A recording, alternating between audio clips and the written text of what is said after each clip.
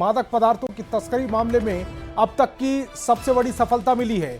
Ranchi SSP ने brown sugar की तस्करी मामले में बड़ी बरामदगी की और गिरफ्तारी का खुलासा किया है। कोतवाली थाना क्षेत्र के सुखदेव नगर थाना क्षेत्र में पुलिस की कार्रवाई में ये सफलता मिली है। दोनों तरफ से मिलाकर करीब 113 ग्राम ब्राउन शुगर और 4.5 लाख नगद की बरामदगी की गई है। 4 लोगों की भी गिरफ्तारी हुई, जिसमें से एक युवती भी शामिल है।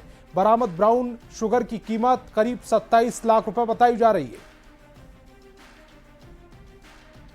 मिला रांची पुलिस को कि ब्राउन शुगर की पेडलिंग हो रही है।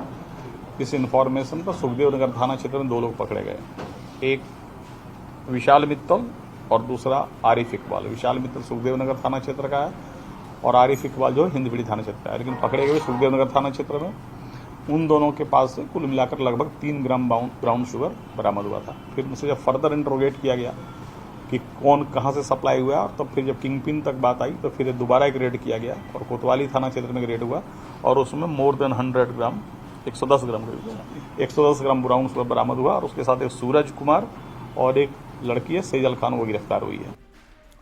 और अब आपको धनबाद लेकर चलते हैं, जहां बिजली की चरमराई व्यवस्था से सरकार की किरकिरी हो रही है। व्यवस्था में सुधार नहीं होने पर कांग्रेस ने अब मोर्चा खोल दिया है। धनबाद जिला कांग्रेस कमेटी का एक प्रतिनिधिमंडल जिला अध्यक्ष की अगुवाई में JVVNL के महाप्रबंधक से मिला और बिजली व्यवस्था में जल्द सुधार नहीं होने पर सड़क पर उतरकर आंदोलन की चेतावनी दी है। बिजली की व्यवस्था पूरा दम चरमराई हुई है। इस बात से आम जनता में बहुत आक्रोश था, इसलिए जिला कांग्रेस पार्टी के प्रतिनिधिमंडल हम लोग मिले हैं उनसे और उनसे रिक्वेस्ट की है कि चूंकि झारखंड में कांग्रेस महागठबंधन की सरकार है और हमारी सरकार की बदनामी हो रही है बिजली व्यवस्था की वजह से, इसलिए हम लोगों ने एक अल्टीमेटम दिया है कि बिजली व्यवस्था में धनबाद में सुधार लाई जाए, नहीं तो अपनी सरकार के अधिकारियों के खिलाफ कांग्रेस पार्टी को अगर सड़क पर उतर करके आंदोलन करना पड़ेगा तो हम निश्चित रूप से करेंगे। कल 3 से 4 घंटा करीब टोटल पावर कट करके उन लोगों ने अपना ग्रिड में टेस्टिंग वगैरह किया था। उसके चलते ये थोड़ा सा और मतलब एग्रेवेट किया हुआ सिचुएशन दिख रहा था। धीरे धीरे नॉर्मलाइज होगा, इसमें टाइम अगर। और ऑपरेशन सिंदूर पर सियासत थमने का नाम नहीं ले रही है। ऑपरेशन सिंदूर पर कांग्रेस की ओर से खड़े किए जा रहे सवालों पर बीजेपी सांसद निशिकांत दुबे ने पलटवार किया। राहुल गांधी और कांग्रेस पर निशाना साधते हुए निशिकांत ने भारत पाकिस्तान के बीच 1991 में सैन्य समझौते की याद दिलाई और राहुल के खिलाफ देशद्रोह का मुकदमा चलाने की मांग की। एक रिपोर्ट दिखाती है। ऑपरेशन सिंदूर की सफलता की एक ओर प्रशंसा तो दूसरी ओर सियासत, दोनों एक साथ जारी है। भारत सरकार के 7 डेलीगेशन वैश्विक स्तर पर पाक को बेनकाब करने निकले हैं। सबूतों के साथ दुनिया को पाकिस्तान का असली चेहरा दिखाने के मिशन पर अपने ही देश में ऑपरेशन सिंदूर पर विपक्ष की सियासत से बीजेपी बौखला गई। शुक्रवार को गोड्डा से बीजेपी सांसद निशिकांत दुबे ने नेता प्रतिपक्ष राहुल गांधी पर जमकर निशाना साधा है। विदेश मंत्री डॉक्टर एस जयशंकर पर आपत्तिजनक टिप्पणी को लेकर 1991 में पाकिस्तान से किए गए समझौते पर सवाल खड़े किए हैं। आपने तो हाथ काट के लिख दिया कि हमारी आर्मी कहाँ डिप्लॉय होगी, आपकी नेवी कहाँ डिप्लॉय होगी, आपका एयरफोर्स कैसे फंक्शन करेगा, वो कैसे एक्सरसाइज करेगा। तो ये सारी बातें क्या देशद्रोह नहीं है? निशिकांत दुबे ने सोशल मीडिया पर पोस्ट कर 1991 के समझौते की याद दिलाई। राहुल गांधी जी, ये आपकी बनाई हुई सरकार के समय का समझौता है। 1991 में आपकी पार्टी समर्थित सरकार ने ये फैसला किया, किसी भी आक्रमण या सेना के मूवमेंट की जानकारी का आदान प्रदान भारत पाकिस्तान एक दूसरे से करेगा। क्या ये समझौता देशद्रोह है? कांग्रेस का हाथ पाकिस्तानी वोट बैंक के साथ है। विदेश मंत्री डॉक्टर एस जयशंकर पर आपत्तिजनक टिप्पणी आपको शोभा देता है। कांग्रेस ने वोट बैंक की पॉलिटिक्स के लिए देश के साथ धोखा नहीं किया। राहुल गांधी पर निशिकांत के हमले के बाद कांग्रेस ने भी बीजेपी सांसद पर पलटवार किया है। कांग्रेस प्रवक्ता ने कहा कि निशिकांत दुबे को चीजों की समझ नहीं है, श्रेय लेने के लिए वो इस तरह का बयान दे रहे हैं। निशिकांत दुबे जी को पहले कोई भी चीज की जानकारी लेनी चाहिए। पहली बात तो ये कि देशद्रोह का मुकदमा तो उनके ऊपर चलना चाहिए। ऑपरेशन सिंदूर को लेकर सत्ता पक्ष और विपक्ष आमने सामने। सीज फायर के बाद से सियासत जारी है। विपक्ष सवाल पूछ रहा है तो सत्ता पक्ष भी जवाब देने में पीछे नहीं। अब ये देखना होगा कि ऑपरेशन सिंदूर पर जारी सियासत आगे चलकर क्या रंग लेती है। रांची संवाददाता गौरव झा के साथ ब्यूरो रिपोर्ट, न्यूज़ 18। और धनबाद पहुंचे बीजेपी अध्यक्ष बाबूलाल मरांडी ने झारखंड सरकार पर निशाना साधा। उन्होंने कहा कि शराब घोटाला मामले में आईएएस विनय चौबे की गिरफ्तारी हुई है और अब अगली बारी मुख्यमंत्री की है। उन्होंने आरोप लगाया कि सरकार शराब के पीछे लगी है ताकि लोग पी पी कर मर जाएं। बाबूलाल मरांडी ने आदिवासी महिला समिति की ओर से 4 जून को झारखंड बंद करने की घोषणा का समर्थन किया। सरकार को किसी के जान माल की कोई चिंता नहीं, सिर्फ लूटने में लगेगी। चाहे पत्थर हो, कोयला हो, बालू हो, जमीन हो। अब जो शराब था उसको भी कोशिश कर रही है ताकि लोग पीते पीते मर जाए। और क्या, 4 जून को आदिवासी महिलाएं भी इसको विरोध में बंदी की घोषणा की है झारखंड। बिल्कुल विरोध करना चाहिए। शराब घोटाला मामले में विनय चौबे की गिरफ्तारी किस तरह से देखते हैं सर? किस तरह से? चलो होने दो भाई, अगले मुख्यमंत्री का ही बारी है, फिर आगे। झारखंड सरकार की शराब नीति और बांध निर्माण फैसले पर चाईबासा में आदिवासी नाराज दिख रहे हैं। इचवा खरकई बांध विरोधी संघ और आदिवासी सामाजिक संगठनों ने विरोध प्रदर्शन किया और मुख्यमंत्री के साथ टीएसी सदस्यों का पुतला दहन किया। गांव में शराब की दुकान खोलने और ऊंचाई कम कर इचवा बांध निर्माण के फैसले पर आदिवासियों में आक्रोश दिख रहा है। हेमंत सोरेन भी आपका संथाल प्रज्ञा से पूरे छोटनागपुर में थाना क्षेत्र की बाध्यता को खत्म करके संथालों को बसाना चाहता है ताकि यहाँ आदिवासी हो समाज के लोग, खूंटी में मुंडा समाज के लोग, आपका दुगुमला में उरांव समाज के लोग कभी सत्ता पर नहीं पहुंचे। शराबबंदी करके आज झारखंड मुक्ति मोर्चा का गठन किया था। आज उसी के सुपुत्र हेमंत सोरेन शराब नीति लाकर यहाँ के आदिवासियों का बरसों जोड़ने का काम कर रहे हैं। शराब नीति इसलिए लाई जा रही है क्योंकि यहाँ पे शराब पिला कर इनके जमीन को लूटो और पूंजीपतियों को दे दो।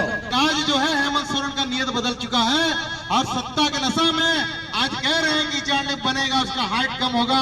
आप तमाम लोगों को मालूम होना चाहिए ईचा डैम अगर बनने का मंशा क्या है। ईचा डैम सारा पानी जो है रुंगटा को पहुंचाना चाहते हैं। और नेता प्रतिपक्ष बाबूलाल मरांडी को हत्या का डर सता रहा है। प्रेस कॉन्फ्रेंस में इस बात का खुलासा खुद बाबूलाल मरांडी ने किया।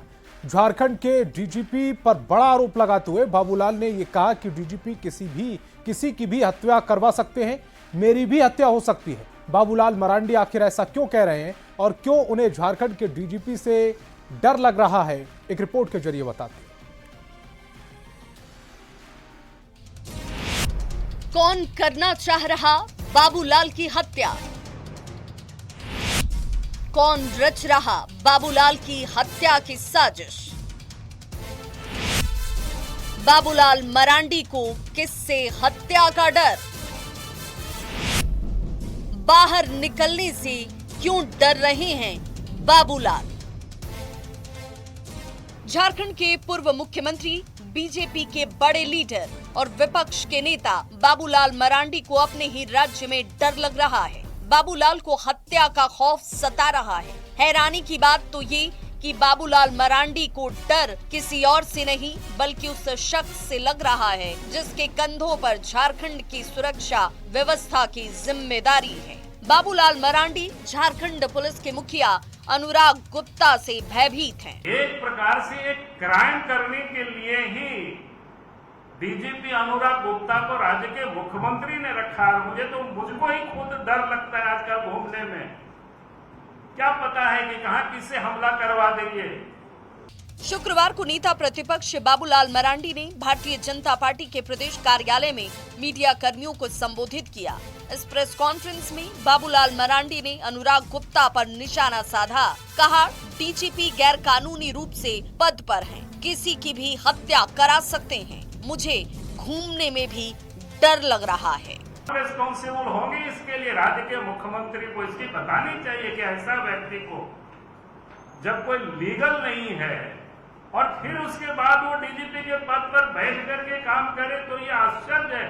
प्रेस ब्रीफिंग में बाबूलाल मरांडी ने ये भी आरोप लगाया कि अनुराग गुप्ता को सस्पेंड होने का भी डर नहीं है। मुख्यमंत्री हेमंत सोरेन ने अनैतिक रूप से अनुराग गुप्ता को डीजीपी के पद पर बैठा रखा है क्योंकि अनुराग गुप्ता की सर्विस समाप्त हो चुकी है। बाबूलाल ने लोकायुक्त से लेकर महिला आयोग, सूचना आयोग और पिछड़ा आयोग के खाली पड़े अध्यक्ष पद पर भी सवाल खड़े किए, जिस पर सत्ता में साझीदार कांग्रेस ने आईना दिखाया। तो आप देखिए इनके कार्यकाल में कितने संवैधानिक पद खाली थे और हमारे यहाँ कितने संवैधानिक पद भरे जा रहे हैं। लगभग 50% से ज्यादा पदों पर नियुक्तियां हो चुकी हैं। महत्वपूर्ण आयोग में पद खाली होने पर जनता की शिकायतें नहीं सुनी जा रही, ये आरोप बीजेपी लगा रही है। पर सत्ता पक्ष ये कह रहा है कि नेता प्रतिपक्ष के चयन में देरी के कारण ये पद खाली पड़े हैं। लिहाजा अब ये देखना होगा कि हेमंत सरकार इन खाली पड़े पदों को कब तक भरती है। रांची संवाददाता निरंजन सिंह और गौरव झा के साथ ब्यूरो रिपोर्ट, न्यूज़ 18। और खबर जमशेदपुर से, जहां बागबेड़ा थाना क्षेत्र में बकरी चोरी के आरोप में 2 युवकों की जमकर पिटाई की। इस पिटाई में दोनों गंभीर रूप से घायल हो गए, जिनमें से एक की हालत चिंताजनक बताई जा रही है। आनंद फानन में दोनों को सदर अस्पताल में भर्ती कराया गया। बताया जा रहा है कि बकरी चोरी का आरोप लगाकर ग्रामीणों ने दोनों युवकों की जमकर पिटाई की। घायल युवक ने कहा है कि टेम्पो चलाते हैं और टेम्पो से पैसेंजर छोड़कर वापस लौट रहे थे। इसी दौरान दोनों पर हमला बोल दिया गया। नशा उसा में था तो सन्नी के साथ बकझक हो गया, तो वहाँ पे ठेला ठेली हुआ, मतलब ठेला ठेली हुआ। उसके बाद हम लोग फिर निकल गए ऑटो में बैठ के। हम बोले लड़ाई झगड़ा करके फायदा नहीं, हम लोग नशा में हैं।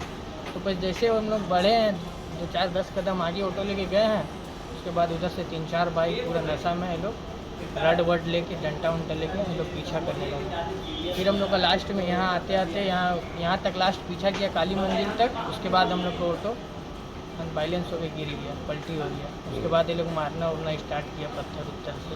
अच्छा, कितना लोग था वो लोग? 15 से 20 लोग था वो लोग। और गढ़वा जिले में राजनीति के गलियारों में इन दिनों भूचाल आया हुआ है। जेएमएम ने बीजेपी विधायक सत्येंद्र नाथ तिवारी के खिलाफ भ्रष्टाचार, भाई भतीजावाद और जन विरोधी कार्यशैली के गंभीर आरोप लगाए। घंटाघर चौक पर जेएमएम ने लापता विधायक खोजो कार्यक्रम का आयोजन किया, जिसमें लोगों के बीच पर्चे बांटे और विधायक के 6 महीने के कार्यकाल का रिपोर्ट कार्ड जारी किया गया। और पोस्टर के माध्यम से हम लोगों ने उनको जनता के बीच खोजने का काम कर रहे हैं और पर्चा दे करके हम लोग जनता को बताने का काम कर रहे हैं कि 6 महीना चुनाव हो गया, अभी तक 6 महीना के अंदर वो कहीं गढ़वा में नजर नहीं आ रहे हैं। और वो झूठ बोल करके जो चुनाव जीते हैं तो उनका झूठ बोलना तो प्राइज लिए हुए हैं। पत्ता लापत्ता, गढ़वा का विधायक लापत्ता। वोट लेने के बाद गधे की सींग की तरह कैसे गायब होते हैं वो गढ़वा विधायक से समझिए। वोट लिया, लोगों को विश्वास में लिया, झांसा दिया और गायब हो गए। ऐसा गायब हो गए कि घटना दुर्घटना में भी मुलाकात नहीं हो रही है। एक ही मकसद चल रहा है, कैसे लूट झूठ भ्रष्टाचार और घोटाला करके अपना जेब भरा जाए। खबर देवघर से, जहां Swati micro finance private limited पर लाखों की ठगी का आरोप लगा। आरोप है कि माइक्रो फाइनेंस कंपनी की ओर से ग्रामीणों का ग्रुप बनाया गया था, जिसमें शामिल 15 सदस्यों से 3,500 रुपए फर्जी खाते में जमा करवाए गए। सभी को रसीद दी गई, लेकिन इसमें कोई तारीख नहीं दी। ना तो बैंक की शाखा खुली थी और ना ही मोबाइल नंबर पर बात ही हो पा रही थी। जानकारी मिलने पर पुलिस की टीम जांच के लिए पहुंची और मामले की जांच में जुट गई।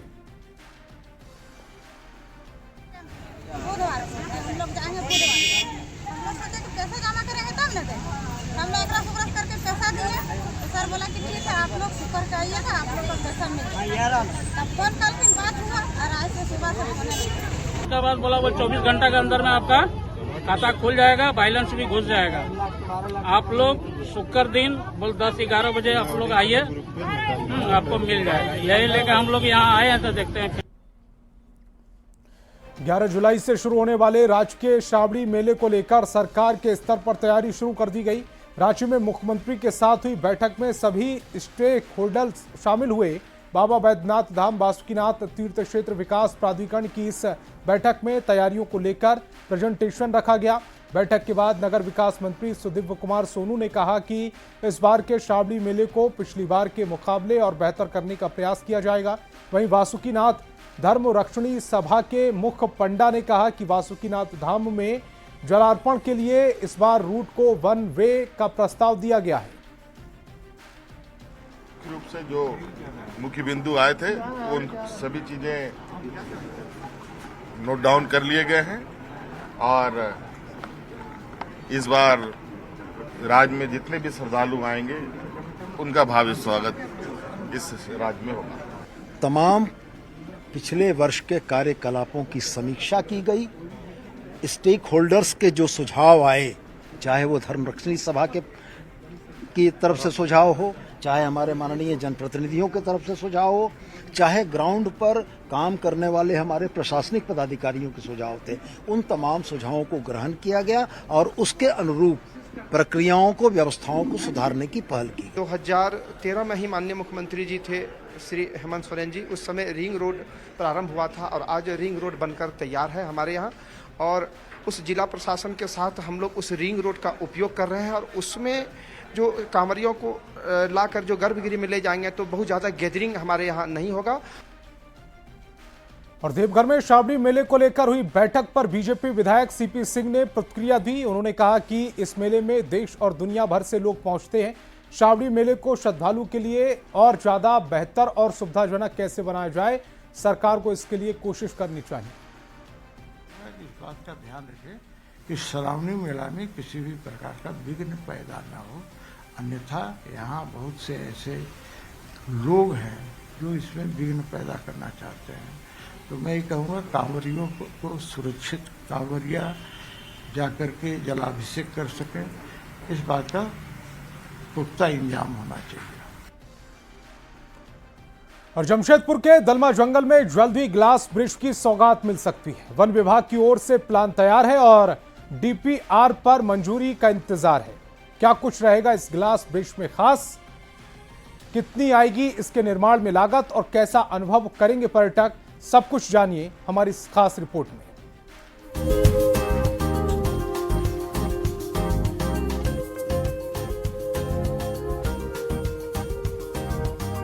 तस्वीरों में दिख रहा ये ग्लास ब्रिज जल्द ही वास्तविकता बन सकता है। जमशेदपुर और सरायकेला के बीच बसे दलमा के जंगल में वन विभाग की ओर से इसे बनाने की तैयारी शुरू कर दी गई है। 200 करोड़ की लागत से इसका निर्माण कराया जाएगा। इस ग्लास ब्रिज के ऊपर से पूरे दलमा जंगल की हरियाली और नीचे दिखने पर बड़ी खाई नजर आएगी। अलग रोमांच के साथ पर्यटक पूरे जंगल का नजारा देख पाएंगे। डीपीआर पर मोहर लगते ही वन विभाग एक्टिव मोड में आ जाएगा।